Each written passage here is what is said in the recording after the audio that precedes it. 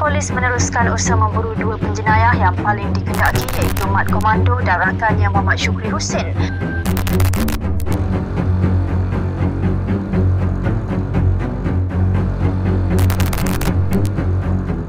Setelah sebelumnya saya membahas dua pelaku kriminal yang sangat ditakuti di Malaysia pada era 90-an ke bawah, yaitu Botak Chin dan Bentong Kali. Kali ini kita akan membahas satu tokoh kriminal yang tak kalah mengerikan, sosok yang sangat terkenal di era 2000-an dengan aksi-aksi kriminal yang jauh dari kata biasa. Namanya adalah Mat Komando, seorang mantan tentara nasional yang memilih jalan gelap sebagai perampok ulung bersama sebuah geng yang ia bentuk sendiri bernama Geng 13. Mat Komando melakukan serangkaian perampokan yang bahkan mengalahkan rekor milik Botak Chin. Tercatat, Mat Komando terlibat dalam 52 kasus perampokan dengan total hasil rampokan mencapai 2,5 juta ringgit Malaysia atau setara dengan sekitar 6,25 miliar rupiah. Yang menjadi pertanyaan besar adalah, apa yang melatar belakangi seorang tentara nasional seperti Mat Komando memilih untuk menjadi perampok ulung? Bagaimana ia bisa membentuk Geng 13, sebuah geng yang para anggotanya terkenal sangat patuh dan loyal terhadapnya? Maka dari itu, jangan skip video ini karena saya akan mengajak kalian menyelami lebih dalam akar dari aksi-aksi brutal Mat Komando, sosok yang menjadi momok menakutkan di era keemasannya. Ahmad Muhammad Arsyad, atau yang lebih dikenal dengan julukan Mat Komando. Ia adalah sosok yang namanya cukup dikenal di Malaysia. Selain Mat Komando, ia juga sempat dijuluki Mat Spring. Namun, nama Mat Komando adalah yang paling melekat dalam ingatan banyak orang. Sebuah julukan yang tidak datang begitu saja, melainkan lahir dari latar belakang hidupnya yang pernah bersentuhan langsung dengan dunia militer. Sayangnya, informasi mengenai tahun kelahirannya maupun riwayat pendidikannya sangat terbatas. Tak banyak sumber resmi yang membahasnya secara rinci. Berdasarkan hasil riset yang saya dalami dari beberapa sumber terpercaya di Malaysia, Mat Komando dipercayai lahir dan besar di Yan, negeri Kedah. Dan ketika ia dewasa, ia kemudian mendaftarkan diri ke dunia ketentaraan. Dan sebelum kita melangkah lebih jauh membahas perjalanan hidupnya, ada baiknya kita memahami lebih dulu organisasi yang pernah menjadi bagian dari hidup Mat Komando, yaitu Tentara Melayu. Tentara Melayu merupakan bagian dari pasukan elit milik tentara di Raja Malaysia. Mereka adalah unit komando khusus yang dibentuk untuk menjalankan berbagai misi penting, mulai dari operasi penyelamatan, pertempuran berskala besar, hingga pembebasan sandera. Pasukan ini dilatih dengan standar tinggi dan memiliki disiplin yang luar biasa. Pada tahun 90-an, Mat Komando bergabung menjadi salah satu prajurit dalam pasukan ini. Ia menjalani pelatihan militer selama 2 tahun, sebuah fase yang tidak mudah, namun yang mengejutkan. Setelah itu, Mat Komando memilih untuk keluar dari dunia militer setelah bergabung selama 2 tahun. Keputusan itu menimbulkan berbagai spekulasi. Tidak ada penjelasan secara resmi. Tidak ada pula alasan yang jelas apakah ia berhenti dengan sukarela atau ada hal lain di balik keputusannya. Dan yang pasti, sejak saat itu, sosok Mat Komando tidak lagi dikenal sebagai tentara, tetapi sebagai figur kontroversial dengan cerita hidup yang penuh warna. Setelah mengakhiri karirnya di dunia militer, Mat Komando menikah dengan wanita pujaannya yang bernama Faridah Malfiah.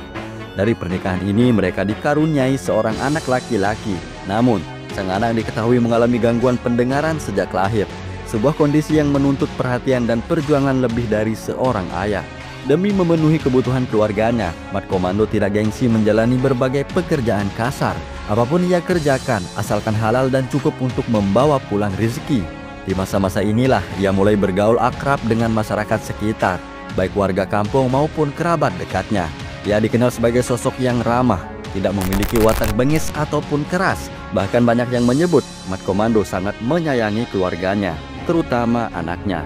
Namun, menjadi buruh kasar nyatanya belum cukup untuk memenuhi kebutuhan rumah tangga dan pengobatan anaknya yang berkebutuhan khusus.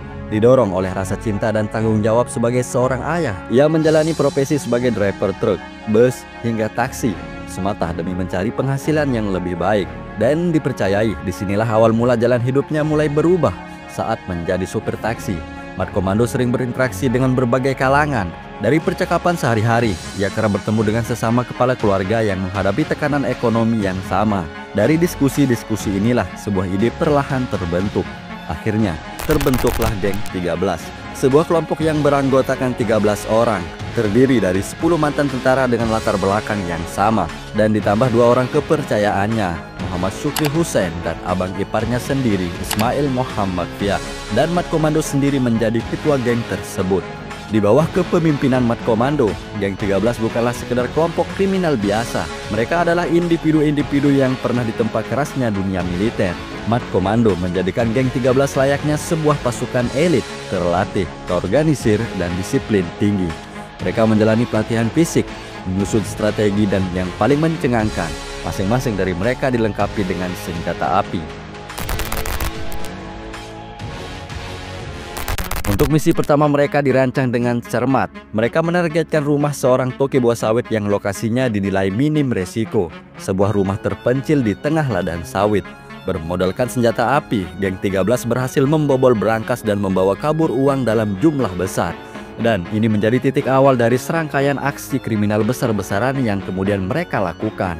Setelah perampokan pertama itu, Geng 13 melancarkan operasi demi operasi, menargetkan institusi besar seperti Bank Simpanan Nasional atau BSN, Pegadaian, Money Changer, hingga perampokan terhadap individu-individu kaya. Dan tercatat mereka telah melakukan 52 aksi perampokan di 7 negeri di Malaysia. Jika disamakan dengan wilayah Indonesia, itu setara dengan 7 provinsi besar: Perak, Johor, Perlis, Pulau Pinang, Negeri Sembilan, Kelantan, dan Kedah yang termasuk kampung halaman Mat Komando sendiri. Modus operandi mereka struktur dan berulang. Sebelum menjalankan aksi, mereka mencuri mobil yang dikendarai oleh wanita karena dinilai lebih mudah tanpa perlawanan. Mobil curian itu kemudian digunakan untuk melancarkan perampokan, dan setelah selesai, kendaraan tersebut akan dibakar atau dibuang untuk menghilangkan jejak. Namun, ada satu hal yang membedakan Geng 13 dari kelompok kriminal yang lain. Sesuatu yang menarik dan sekaligus membingungkan banyak pihak. Dari 52 aksi perampokan yang dilakukan, Mat Komando tidak pernah tercatat melakukan kekerasan terhadap korban. Bahkan yang lebih mengejutkan, mereka tidak pernah menggunakan penutup wajah saat beraksi. Di era modern seperti tahun 2000-an, tindakan tersebut sangat beresiko. Hampir semua bank dan institusi keuangan telah dilengkapi dengan kamera CCTV. Sangat berbeda dengan masa 60-an di era Botakchin, di mana teknologi belum secanggih sekarang. Akan tetapi, Mat Komando dan kelompoknya tetap menjalankan aksinya tanpa menyamarkan identitas. Apakah ini memang bagian dari strategi, atau sebuah kelalaian yang akhirnya diteruskan menjadi gaya khas? Atau seperti rumor yang beredar di kalangan masyarakat, Mat Komando memang memiliki ilmu yang membuatnya sulit dikenali. Tidak ada yang bisa menjawabnya dengan pasti. Yang jelas, di balik sisi kriminalnya, Mat Komando dikenal sebagai sosok yang ringan tangan. Ia sering membagikan uang kepada warga sekitar, memberikan oleh-oleh setiap pulang kampung, dan tak segan membantu orang-orang yang membutuhkan. Beberapa orang bahkan menjulukinya sebagai Robin Hood, mencuri dari yang kaya lalu dibagi pada yang miskin. Dalam konteks ini, saya teringat pada kutipan dari karakter Joker. Pada dasarnya, semua orang itu baik. Orang jahat hanyalah orang-orang yang tersakiti, entah karena disakiti oleh keadaan, oleh pasangan, atau oleh hidup yang tidak berpihak. Mungkin benar, sejahat-jahatnya manusia, masih ada sisi baik di dalam dirinya. Namun, apakah itu cukup untuk menjadikannya pahlawan? Ataukah semua itu hanyalah bagian dari sisi kemanusiaan yang menunjukkan bahwa sekelas penjahat pun masih bisa punya hati yang baik? Setelah sukses melakukan puluhan aksi perampokan, nama Mat Komando dan Geng 13 mulai menggetarkan institusi keamanan Malaysia.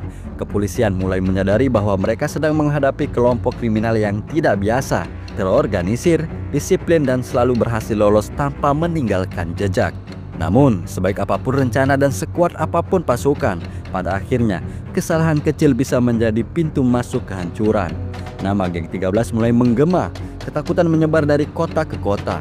Pihak kepolisian mulai bergerak. Media nasional juga berperan aktif guna menyebarkan informasi terkait Mat Komando. Tapi, Mat Komando dan kelompoknya seolah selalu tahu lebih dulu. Mereka bergerak cepat, rapi, dan nyaris tak meninggalkan jejak. Namun, seperti yang saya bilang tadi, satu kelalaian kecil menjadi titik awal dari kejatuhannya. Saat itu, Mat Komando bersama keluarganya dan beberapa anggota gengnya memutuskan berlibur di sebuah resort mewah di kawasan Tasik Pedu. Tempat yang tenang, jauh dari kecurigaan, tapi justru disinilah blunder terbesar itu terjadi. Ketika melakukan registrasi, Mat Komando menyerahkan IC atau kartu identitas miliknya kepada resepsionis. Petugas yang menerima kartu itu merasa familiar dengan wajah yang namanya tertulis. Dan benar saja, instingnya benar. Ia segera menghubungi pihak kepolisian. Dan malam itu juga, Datuk Sri Saleh Matsum, Kepala Polisi Negeri Kedah menggerakkan pasukan untuk mengintai secara diam-diam. Operasi dilakukan penuh kehati-hatian karena mereka menghadapi target yang sangat berbahaya, seorang kriminal bersenjata berat yang punya pengalaman militer tingkat tinggi. Mat Komando diketahui membawa senjata M16, Colt 45, dan revolver SNW. Ini bukan perampok biasa, ini adalah veteran militer yang membentuk gengnya seperti satuan pasukan elit. Ketika Mat Komando check out dari resort, tim kepolisian langsung membuntuti mobil yang diyakini berisi dirinya bersama 3 orang lainnya. Namun saat mobil itu diberhentikan dan diperiksa, hanya 1 orang di dalamnya, yaitu Ismail Muhammad Fiah, abang ipar Mat Komando. Polisi tersadar mereka terkecoh ketika hendak berbalik mengejar kendaraan lain yang dicurigai membawa Mat Komando. Ismail justru melepas tembakan ke arah petugas. Baku tembak tak bisa dihindari. Ismail tewas di tempat. Polisi terus melanjutkan operasi dan berhasil menembak 2 anggota geng 13 sampai tewas. Namun Mat Komando dan sebagian anak buahnya berhasil lolos ke hutan lindung Pedu, perbatasan antara Malaysia dan Thailand. Dan disinilah cerita berubah. Hutan itu adalah wilayah yang sangat dikenal oleh Mat Komando. Ia pernah menjalankan misi militer di sana. Ia tahu jalur tikus, titik buta, dan area persembunyian yang tidak terjangkau. Mengetahui hal itu, Datuk Seri Saleh Matsum meluncurkan operasi Api Sawit. Operasi besar-besaran dengan mengerahkan unit udara, anjing pelacak, pasukan gerak am, dan Snowy Prak, unit elit yang dikenal sebagai Raja Hutan. Pengejaran berlangsung selama 10 hari. Tiap ranting, tiap jejak tanah diperiksa, tetapi hasilnya tetap sama. Mat Komando menghilang tanpa jejak, tanpa sinyal, tanpa tanda-tanda kehidupan. Dan disinilah muncul rumor bahwa Mat Komando bukan sekedar kriminal. Ia adalah bayangan, sosok yang tahu cara bersembunyi di antara kehidupan. Ada yang mengatakan dia bisa bertahan hidup di mana saja asalkan ada air dan tumbuhan. Dan ada pula yang percaya Mat Komando memiliki ilmu gaib, kemampuan untuk menghilang dari pandangan manusia. Apakah itu benar? Atau semua itu hanyalah cerminan dari keahlian militer yang tidak biasa? Operasi Api Sawit akhirnya dihentikan dan nama Mat Komando kembali masuk ke dalam daftar buronan. Tapi kali ini ia lebih dari sekedar kriminal. Ia adalah legenda, bayangan yang tidak bisa ditangkap. Setelah 6 bulan lenyap dari radar kepolisian, bayangan itu kembali muncul. Mat Komando, nama yang membuat aparat Malaysia tidak bisa tidur nyenyak, dilaporkan bersembunyi di sebuah daerah sunyi di Gemas Negeri Sembilan bersama tangan kanannya Muhammad Syukri Hussein. Datuk Seri Saleh Matsum, sang komandan operasi, langsung mengaktifkan kembali pasukan elitnya. Operasi Api Sawit Season 2 dimulai. Tanggal 28 Juli 2002, sebuah penggerbekan besar dilakukan di operasi persembunyian. Namun, Mat Komando dan Syukri berhasil lolos sekali lagi. Yang tersisa hanyalah sebuah IC milik Mat Komando, tertinggal di rumah yang mereka tempati. Dan ini adalah sebuah tanda. Kali ini ia melarikan diri tanpa persiapan. Mungkin panik, mungkin dikhianati. Dan kecurigaan itu benar-benar menuntunnya pada seseorang yang selama ini ia paling percaya. Mat Komando yang dikenal sangat teliti dalam menyusun persembunyiannya mulai curiga pada Muhammad Syukri Hussein. Baginya, hanya ada 2 kemungkinan. Dia terlalu ceroboh atau ada pengkhianatan. Dalam amarah dan rasa khianat, Syukri dipukuli hingga mengalami luka parah. Tapi ia berhasil kabur dan menyerahkan diri ke kantor polisi Kedah. Dari pengakuan Syukri, polisi mulai mendapatkan gambaran baru. Mat Komando saat itu berada di Baling Kedah, tempat tinggal istri dan anaknya. Di sanalah momen emosional itu terjadi. Istri dan mertuanya membujuk Mat Komando untuk menyerahkan diri, tapi jawabnya dengan tegas, "Lebih baik aku mati daripada harus menyerahkan diri." Dan dia juga berkata, "Siapkan kain kafanku bila saatnya sudah tiba." Pada saat itu pihak kepolisian tak tinggal diam. Mereka memperketat pengejaran, membentuk blokade di 4 wilayah. Jalan-jalan ditutup, patroli dilakukan 24 jam. Semua akses keluar masuk diawasi. Tetapi sekali lagi Mat Komando menghilang seperti hantu. Untuk ketiga kalinya ia lolos. Akan tetapi kali ini pihak kepolisian sedikit lebih tenang karena mereka sudah memiliki 2 senjata kunci, IC yang tertinggal, dan pengakuan dari Muhammad Syukri Hussein. 12 September 2002, sebuah ladang pelkra di kampung Hujung Ketun, Pendang, Kedah menjadi lokasi terakhir Mat Komando. Pada pukul 6.30 pagi, saat warga bersiap menunaikan salat subuh di masjid, dentuman tembakan mengguncang desa. Tembakan demi tembakan menghantam udara pagi yang dingin. Dan para warga yang mendengar suara dentuman tembakan itu sama sekali tidak mengetahui suara itu adalah api sawit. Kontak senjata terjadi. Mat Komando terkena 3 peluru di kepala dan tubuhnya. Kemudian ia tewas di tempat. Di saat polisi memeriksa tubuhnya, ditemukan 2 pucuk revolver masing-masing di tangannya. Pada pukul 11 siang, Kepala Kepolisian Negara Tan Sri Norian Mai menggelar konferensi pers yang mengabarkan bahwa Mat Komando telah tewas di kampung Ujung Ketun, daerah pantai barat Semenanjung Melaya. Legenda kelam itu akhirnya berakhir. Sosoknya begitu licin, begitu mematikan, dan begitu ditakuti. Kini hanya tinggal nama yang tercatat dalam sejarah kejahatan Malaysia. Legenda itu pun resmi berakhir setelah 2 musim pengejaran besar-besaran, setelah lolos dari puluhan penyergapan. Oke, sampai jumpa di video kriminal selanjutnya. Jika ada tokoh-tokoh kriminal atau cerita-cerita gangster, jika kalian mau request silahkan komen di kolom komentar. Dan jika ada kekurangan dalam cara penyampaian saya, mohon dimaklumi karena saya masih dalam proses belajar. Oke, jangan lupa subscribe. Sampai jumpa.